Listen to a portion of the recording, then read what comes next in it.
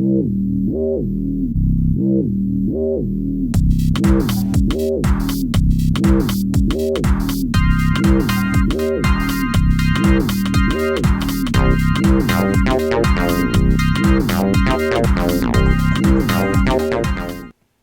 to MyCustomXbox. This is the how to disassemble an Xbox 360 controller episode. Most of the time you're going to want to do this to either mod it to put a quick fire in or to paint it, do something kind of like this. This is my Call of Duty one we're about to get finished with there for me personally. So let's get right into it. You're going to need a couple special tools. One's a Torx T8 driver. If you would like a list of all these things, I don't have time in the video to do it, but you can go to MyCustomXbox.com. There's a PDF there with a bunch of detailed directions and pictures of everything. What you want to do is first you want to start off and remove the battery case. Good.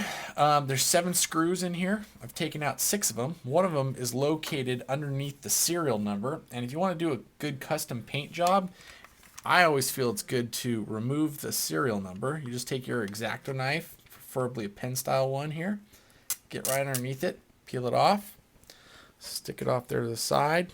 I always use a glass table that I work on so I can do my stickers on there also. You'll find the last hidden number 7 screw in here. Use your Torx T8 Star tamper-proof security driver. Undo this one.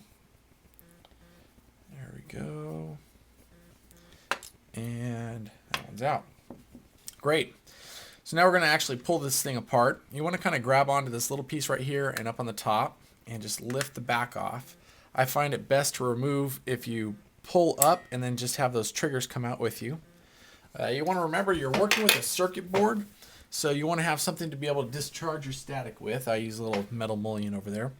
And now we're pretty much into the guts of this thing. We're going to take off the bottom piece here in a second. It usually comes off a little bit quicker with the base there. You can just jiggle it free. And I have this. Alright, all the buttons are going to fall out if you flip it over, so I usually try to work with it like this. I like to remove the board with the rumble packs dangling, just like that. Go ahead and set that down. The controller looks like this on the inside. Gotta hold this to flip it over, so you still have all the buttons.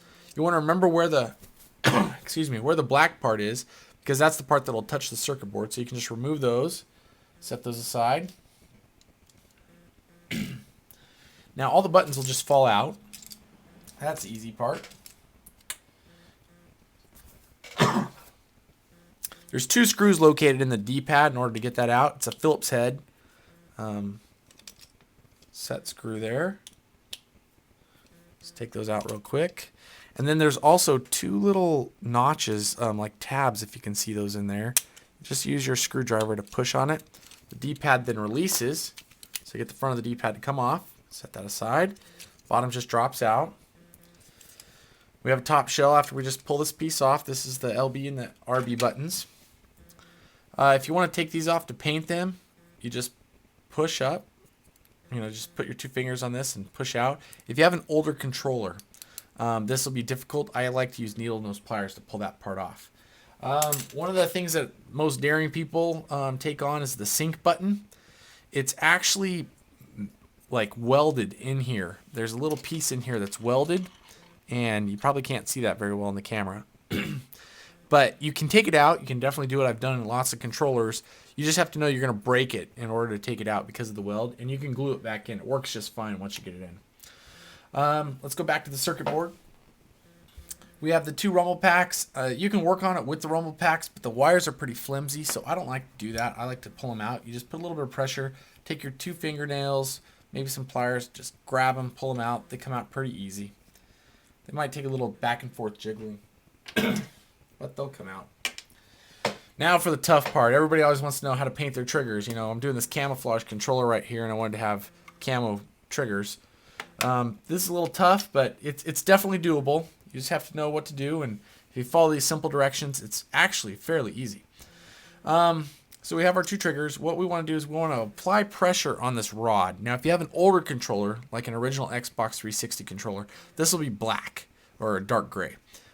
Same setup, not big deal. This whole apparatus, instead of being white, is great. But for the sake of this one's a newer controller. So you just push, and you can see this thing pop right out. And as soon as it pops, this thing will drop down. There we go. And so now we have this. We're going to do that on both sides here. Just pop and just push down on that rod and it'll fit into place on the circuit board. Now this is the part everybody usually has a problem with. So a lot of people can get that off.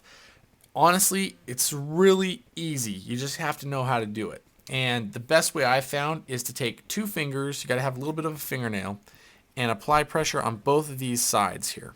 And I'm hoping you can see that. And then take your thumb and push up on this bottom piece. So when you do that, I mean, it's absolutely super simple. Just pops right out. The spring comes out.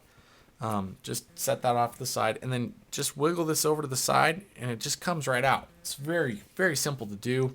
A lot of people have a hard time with it and I don't know why exactly, because if you just do this little technique, don't have to push hard, it pops right out. Make sure you remove that spring. You want to be careful. The springs go all over the room. If you don't hold on to them, they're wound pretty tight. Take the trigger off. Unless you're doing some real serious modding, you're not going to need to remove the analog sticks, and I recommend not doing that. I've never actually painted them. I know this is rubber. I'm sure the base would paint up all right, but I've never seen the need. It usually looks good in any controller that I've done. That's it. So now you have a completely broken out controller piece, and you can paint it up all you want. I mean, I've got brown on the bottom of this one, different colored buttons up on top. You can do whatever you want, and I'm going to go over prepping and planning your paint job in the next video. And once again, if you have any questions about the materials used or would like a step-by-step PDF, just go to MyCustomXbox.com, and it's all located on there. Thank you very much.